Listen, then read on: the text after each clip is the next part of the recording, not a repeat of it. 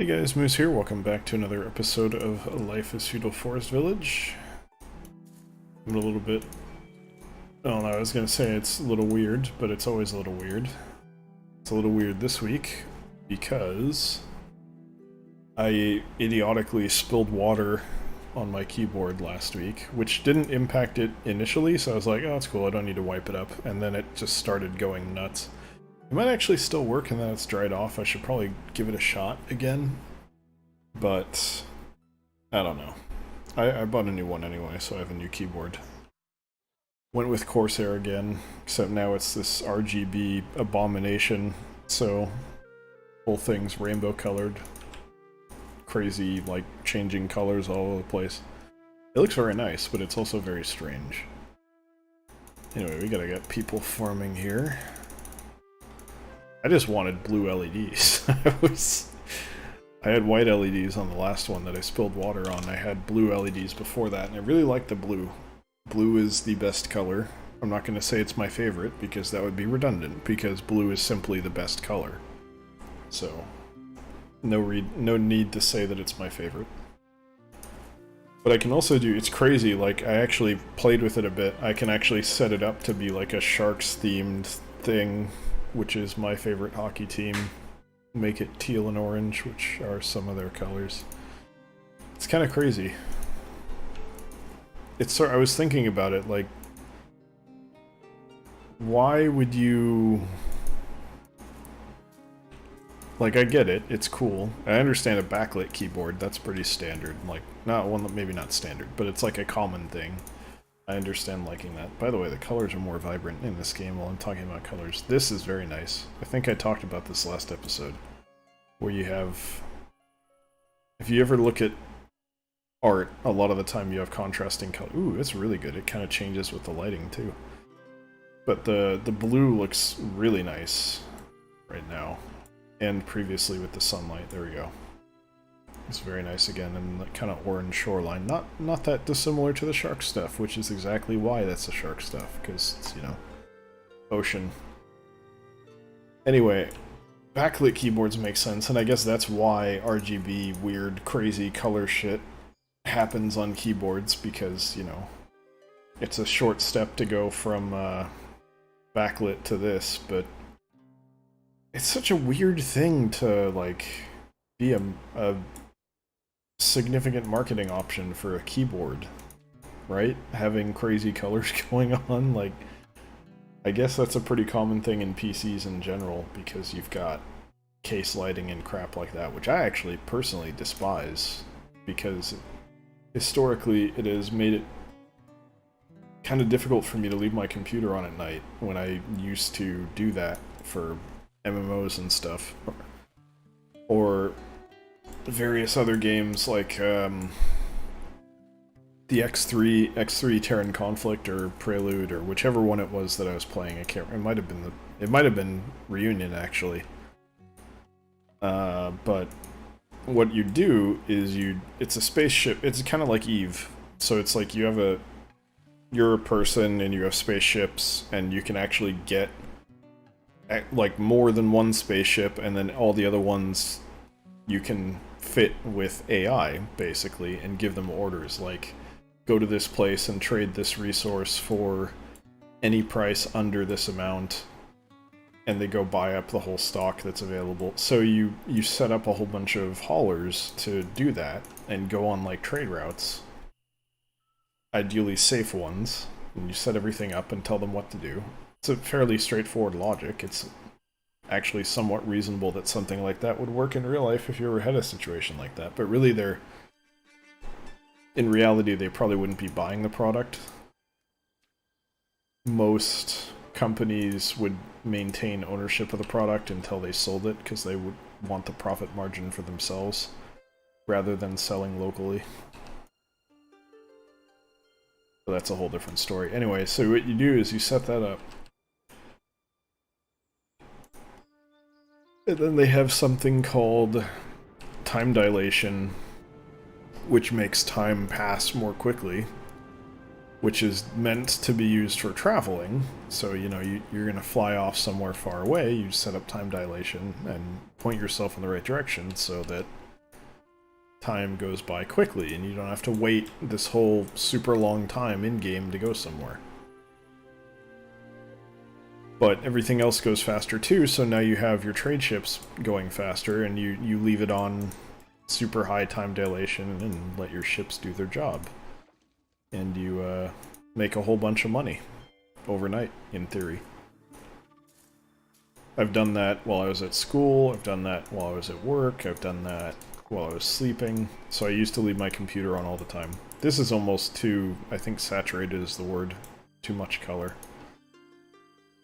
I prefer this to having it be too dull, but this is like a little bit unrealistic now, I feel. Right now with the lighting, it's almost perfect.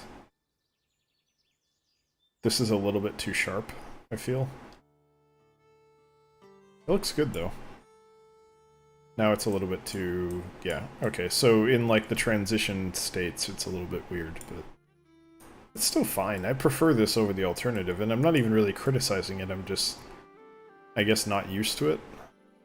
This is good. It's good. Yeah, I should just say it's good. I'm not... of all the things in this game that you could criticize, I'm not really criticizing this, so let's not go down that road. We're in midsummer. I could tell them to start harvesting. I think I might.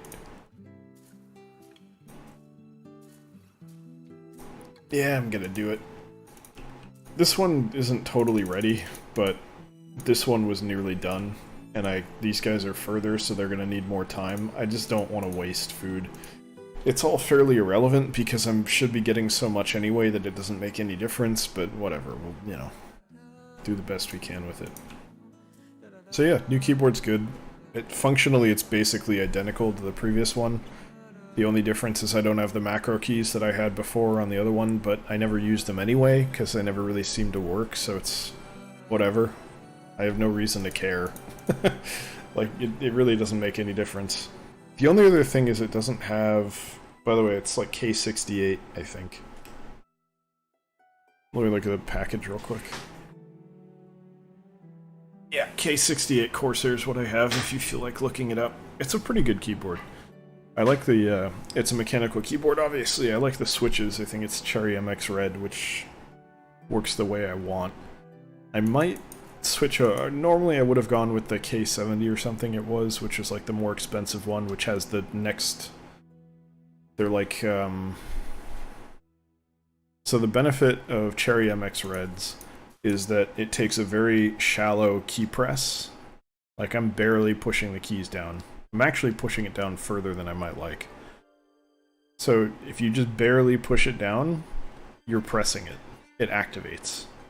So that's beneficial because you use less energy to push it down, and it's a faster response. You don't have to push it all the way down to get a response, which is good. The new ones, apparently, which is super weird, and I'm kind of mad about them, because I think they're just called, like, Cherry Speed or something, and it looks like they're just saying, oh, a cherry switch, which would normally refer to all of the cherry switches, of which there are, I think, red, brown, maybe blue, black, I don't know. There's a lot of them. But these ones are, like, just speed or something, or they might even just be called Cherry MX, I don't know. But they are an even shallower button press and require even less pressure to activate. And I kind of wish I'd gotten those, but it was another $100 basically, and I couldn't really justify that expense. Like, I'm not tight on money, and I did just get a bonus, which I could have justified spending, but I'm not doing as good a job of saving as I should. So I'm trying to be a little bit more frugal and not blow as much money on things, because that was not a good idea. Long term, I should be more responsible. Because maybe I have a slightly worse keyboard now, but it's still a really good keyboard, and, you know, I'd benefit more from having that money later. Now that's something else that I can pick up at a later time if I need to. So probably next time around, whenever it comes time to replace this keyboard, I'll go for whatever the next iteration is, but... I mean, this is the same Switch that I had before, so it's great. It still works perfectly fine. The other thing is I have a lot of expenses coming up. And I say expenses, but I don't know if I really mean that. Because what I'm talking about when I say that is you've got... God, there was a Nintendo Direct, I think, between when I did the last episode and this. You've got Katamari Remastered on the Switch, which I am definitely buying. That's not even a question. I'm going to enjoy that more than almost any other game that's coming out anytime soon, which is a big deal because I'm probably also going to buy RDR2, Red Dead Redemption 2, which is coming out soon. I actually don't know the release date because I've been kind of ignoring that game for some reason. I never played the original, and I've heard fantastic things about it, and I do think Rockstar makes an amazing game when they're not busy trying to just skullfuck their own customers out of their money by putting microtransactions and everything like they did with GTA 5, which pisses me off. But, you know, they make a good game aside from that. So hopefully they're not going to do that in Red Dead Redemption 2, which I think is what everyone's really hoping for, but I have a feeling they're still going to do some kind of bullshit is going to be put in that game, unfortunately. Anyway, probably still going to get at least the base game and then see where it goes. Story's probably worth getting. What else do we got coming up? We got Smash Brothers in December. Katamari is also in December. I think Smash and Katamari might be the same day, which, I'm sorry, I'm picking Katamari first, almost certainly. I'm obviously going to get both, but Katamari interests me a lot more than Smash, probably. And then we have, if I skip ahead to next year, pretty early, I think in like April, we get Ace Combat 7, which is huge, and I'm really, really looking forward to that more than almost anything else. I've talked about it plenty. They finally released a release date. It took so damn long. Shortly after that, you probably have Animal Crossing, if we're lucky. They only said 2019 so far, I think, but if we're very lucky, it's going to come out, I'm guessing, probably around May. I'm thinking late Q2, which is just before the halfway point of the new year. I think that's probably what we're going to see. I really want it to be sooner than that, but I don't think it will be. I just don't have a lot of faith that they're going to get it out quickly. They would probably have said if it was coming sooner than that. But who knows? Maybe I'm wrong. We are short on stone, so why don't we pump that up? I don't know why I'm going over 12. I guess I'm not paying close enough attention to what's going on here. Throw some hunters in there too. That should be good. We got plenty of food. We're back up to 14k. It's a little scary that it didn't go higher than that, but I'm guessing next year it'll be much higher. So you got Katamari, you got Ace Combat, you got Animal Crossing, you got Red Dead Redemption 2, you got... Oh, Metroid Prime 4 is probably also coming. It'd be cool if it was gonna be, like, given when they announced it, I think maybe you get that halfway through next year. I think the best bet is probably still gonna be December of next year. But I hope it's sooner than that. I just don't think it will be. We would have seen more from it.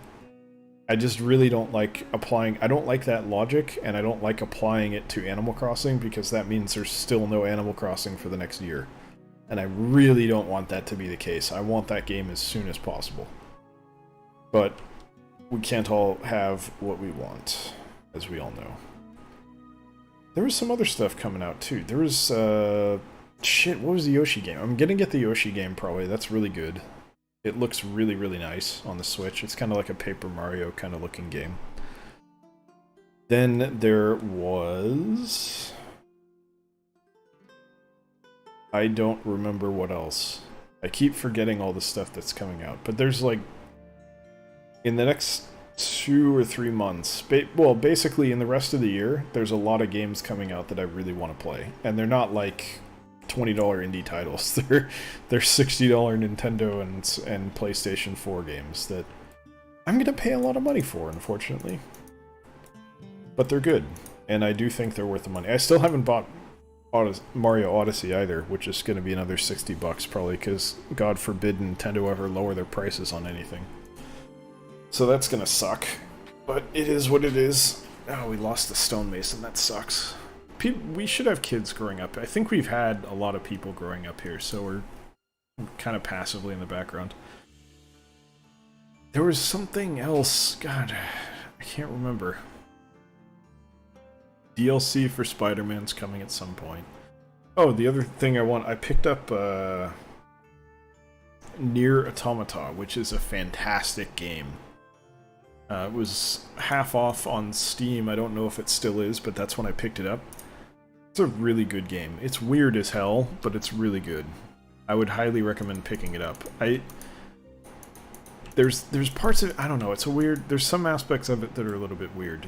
I do feel like the core gameplay and combat, which is, at least in the first playthrough, because this game is weird and it changes on additional playthroughs, so you're not really supposed to play it and beat it once. You're supposed to play it and beat it, like, multiple times. I don't really know how many, and I'm gonna find out as I continue to play it. I'm on my second playthrough right now. I just did a stream of it earlier today. The first playthrough is mainly, like, or at least what I see as the core gameplay is on-foot combat. And it's very kind of Devil May Cry combat, in my opinion.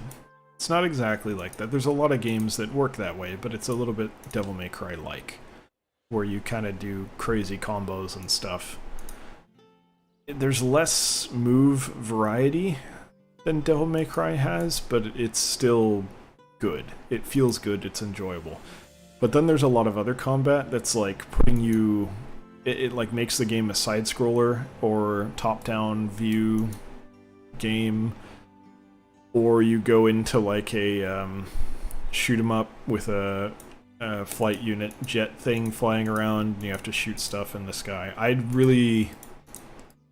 I could do without all of that, to be perfectly honest. Why is there a post here? I didn't know they put up posts. I guess that's because it's on the end. But yeah, I'm not a fan of that stuff. I could do without it. I think they could have done something better. I would have preferred to do more of the ground combat, but then maybe the fact that I like the ground combat is a testament to why they did the right thing, because if they don't let you have it all the time, you're going to like it for longer. And the game's fairly short, like I said, so we'll see what happens in additional playthroughs. I've only put in like, I think it was like 10 to 12 hours, and I beat it. I didn't do everything. I didn't do all the quests. There's a ton of stuff I didn't do. I didn't even go to all the areas. I pretty much only went where I had to go.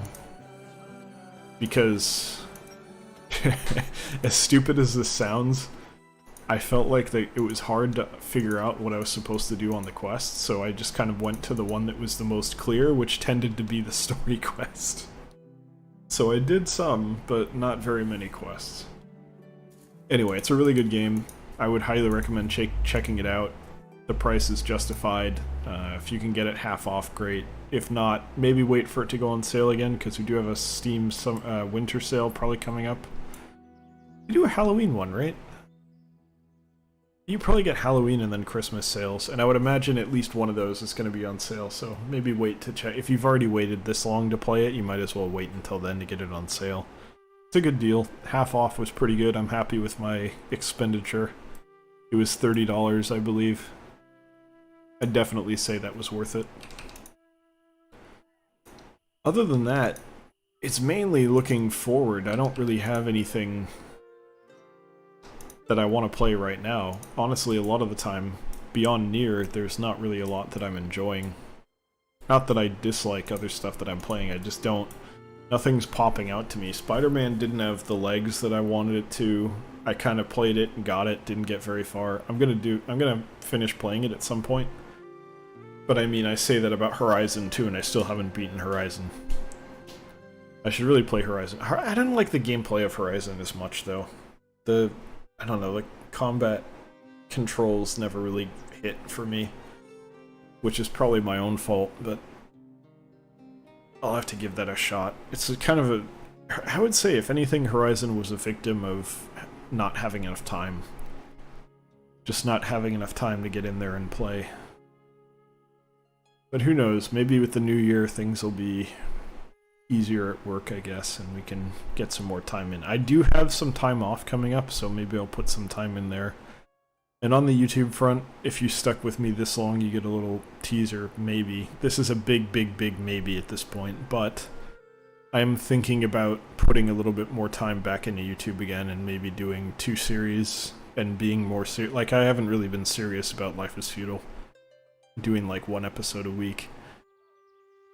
I'm thinking about getting 2, maybe Life is Feudal as it is plus 2, and then see what happens.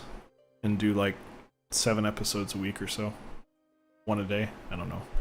I've been very nonchalant about it since I kind of got fed up with the way Nintendo... Or, I say Nintendo because Nintendo is equally shitty towards streamers. Kind of got fed up with the way YouTube was treating everything. But then...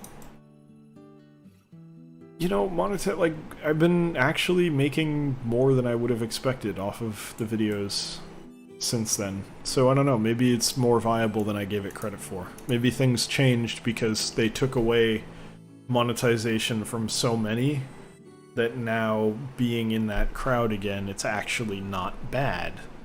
I don't know. So, I'll have to see. It's certainly not a promise, and I don't even know what I would play if I did that, because usually on streams, people come to watch whoever's streaming. Oh, well, that's not really true. I'm less worried about what game I'm gonna stream than I am putting stuff on YouTube, because putting stuff on YouTube is a little bit different, but I don't know. We'll see what happens. Anyway, that is going to do it for today's episode, so thank you very much for watching. Hope you guys enjoyed it. Hope you'll join us the next one as well. If you did enjoy it, there's always the Twitch streams that I mentioned, twitch.tv/electronicmoose.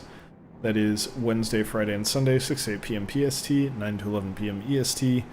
Feel free to come by and check out a stream if you would like. If not, thanks for watching, and I will see you guys next time. Take care.